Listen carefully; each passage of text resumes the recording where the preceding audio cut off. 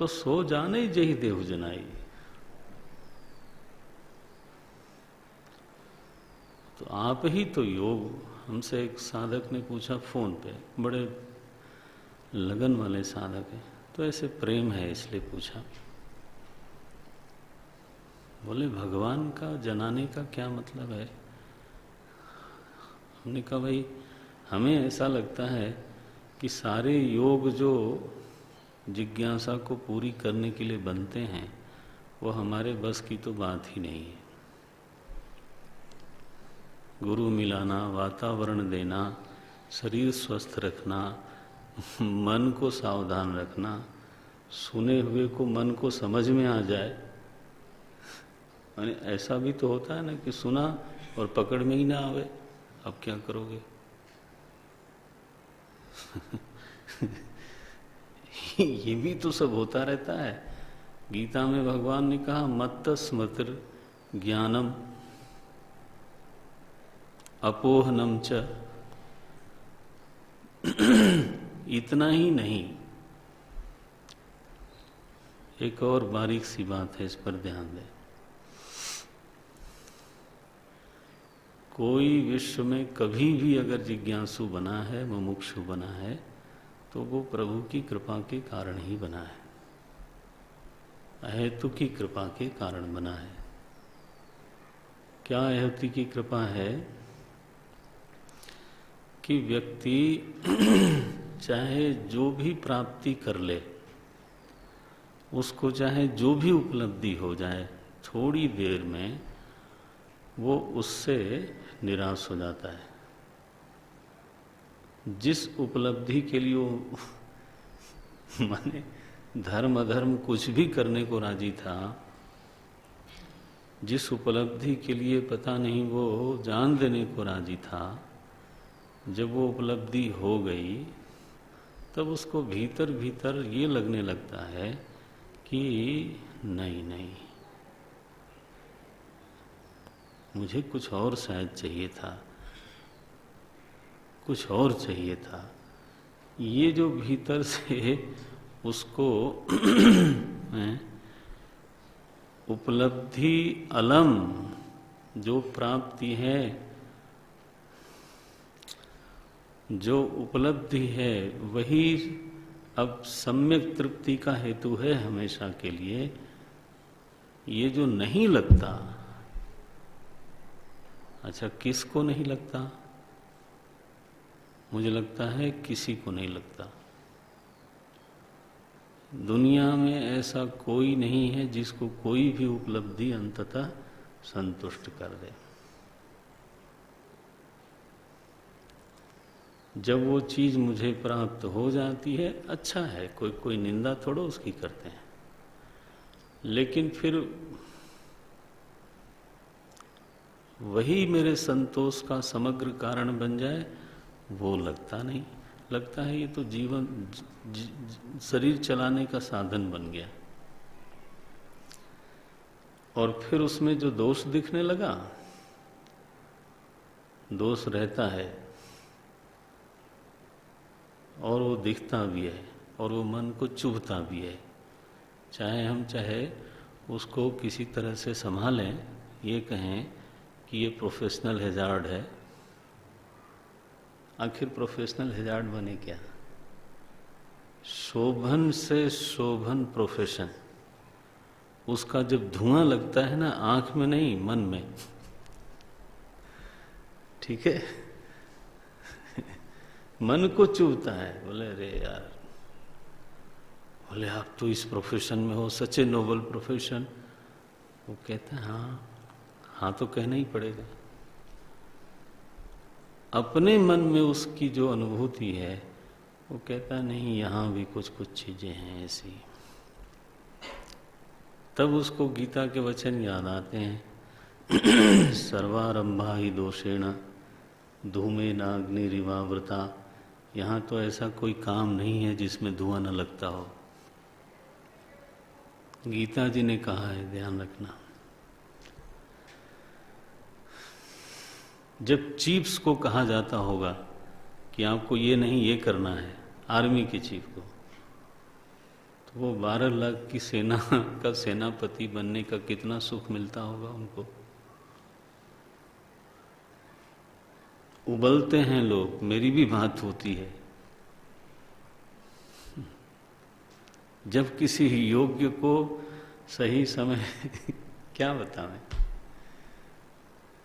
कोई रिमार्क लग गया, कोई उसके इवैल्यूएशन में ही शुड हैव बीन प्रमोटेड, वो नहीं हुआ, फिर देखो तब वो बोलता है प्रोफेशनल हैजार्ड है। अरे रामा, कौन सा ऐसा कर्म है, आप समझते हो भगवान की वाणी में कोई त्रुटि हो सकती?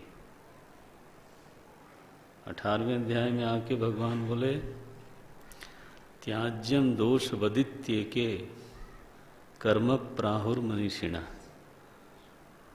बोले सारे ही कर्म दोषवान हैं, इसलिए कुछ कुछ मनीषी लोग ऐसा कहते हैं कि किसी मोड़ पर आके यही लगता है क्या, सर्वम त्याज्यम।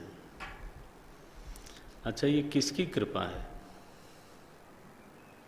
ये महाराज भीतर वाले की कृपा है, बैठ के वहीं से साजिश करता है,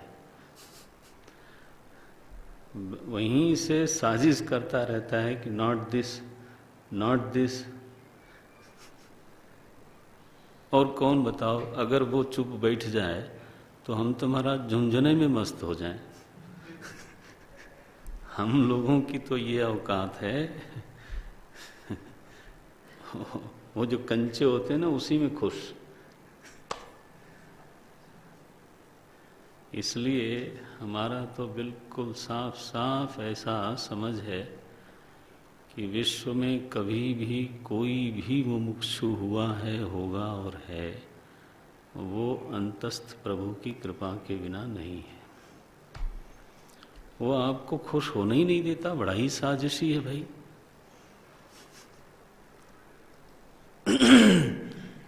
अब वो नाराज होगा तो मैं झेल लूंगा, कोई नाराज नहीं होता, ऐसी कोई बात नहीं। वो मुस्कुरा ही रहा होगा कि वाह, ऐसे भी गुणगान किया जाता है। इसलिए भक्ति का खंडन मत करना आप कभी भी। हमारे संप्रदाय में ये बात आती है, साधु साधना का खंडन करने के लिए मंच पे नहीं बैठता, साधना करवाने के लिए बैठता है, उसमें प्रेरणा पैदा करने के लिए बैठता है। मैंने ये तो गलत बात हो जाएगी, एक का संग्रह हो तो दूसरे का त्याग हो जाए। निर्विशेष को पकड़ो, हाँ, तो सविशेष वाले का तिरस्कार कर दो, और सविशेष को पकड़ो तो निर्विशेष को तो फिर अरे रखो अपने पास ब्रह्म ब्रह्म। अरे ये ब्रह्म ब्रह्म क्या हो गया? कभी कभी कीर्तन करते हैं ना टीवी पर, बीच बीच में उनको जोश चढ़ता है भक्ति का, उस समय वो ब्रह्म ब्रह्म सब खंडन करते हैं, ऐ बेकार की चीज है। मैंने कहा चलो भाई ये भी ठीक है, आवेश में तो लोग पता नहीं क्या क्या कहते हैं, इन्होंने तो फिर भी गनीमत है थोड़ा ही बोला।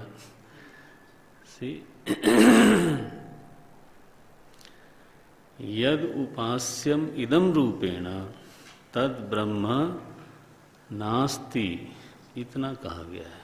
उस ब्रह्म नास्ति माने तद उपास्यम नास्ति, ये नहीं, सावधान, तद निरतिशयम नास्ति, तस्मिन् उपास्ये निरतिशयता न सिद्ध्यति, विशिष्टत्वात् विदितत्वात् यद विदितम तदल्पम।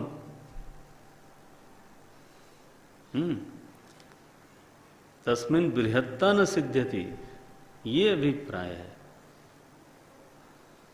हम ये नहीं कह रहे हैं कि राम ब्रह्म नहीं है, राम का लीला विग्रह हमारा उपास्य है, और जिस राम ने विग्रह धारण किया वो ब्रह्म है, क्यों नहीं है?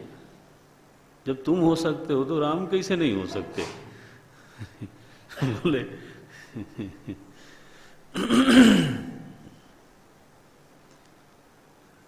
वेदांत को परंपरा की छाया में रह के ही देखना है, नहीं तो ये नकारना, तिरस्कार, ये खंडन मंडन, उससे क्या मिलने वाला है? क्या मिलता क्या है? हमको आपको क्या मिलेगा? थोड़ी देर के लिए हमारे एक महात्मा थे, बोले तो ये लड़ने की आदत पड़ी है तो अब शारीरिक रूप से नहीं लड़ते तो बौद्धिक रूप से लड़ते हैं और एक दूसरे का खंडन करके विजयी होने की अनुभूति करते हैं। माने आफ्टर ऑल लड़ने में अंतिम परिणाम क्या है कि वो हार गया और मैं विजयी हुआ। खुश रहो। कितनी देर तक वो अनुभूति संभालोगे? अगर वो अपने घर चला गया तो कुछ नहीं होता, ये कोई प्राप्ति नहीं है। श्रुति की विवक्षा समझना आप। उपास्य शब्द तो उसके लिए लिख ही दिया उन्होंने, नेदम यदिदम उपासते, इदमता अगर है तो ब्रह्मता सिद्ध नहीं होगी।